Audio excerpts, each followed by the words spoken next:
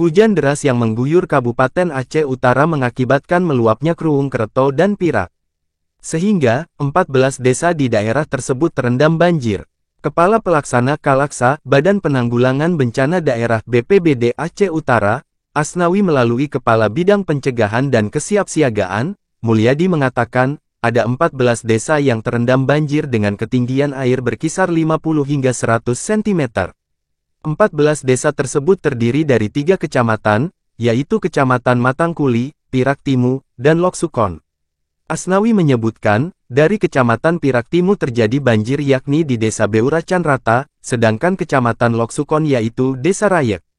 Selanjutnya di Kecamatan Matangkuli terdiri dari Desa Pantai Pirak dengan 67 jiwa, Desa Suren 247 jiwa, Lebok Pirak 197 jiwa, Menye Pirak 121 jiwa, Tanjong Haji Muda 256 jiwa, Cebrek Pirak 89 jiwa.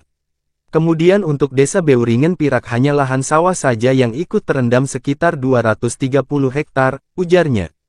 Tambah Mulyadi, dan di Desa Lawang Pirak 120 jiwa, Alueto 130 jiwa, Desa Hagu 187 jiwa, Punti Matangkuli 193 jiwa, dan Tumpok Barat terdapat 205 jiwa. Mengenai kerugian material sedang dalam pendataan, dan ini kami juga meminta melalui camat atau muspika di daerahnya masing-masing untuk melapor secara kontinu mengenai kondisi banjir, dengan tetap saling berkoordinasi dan tetap siaga.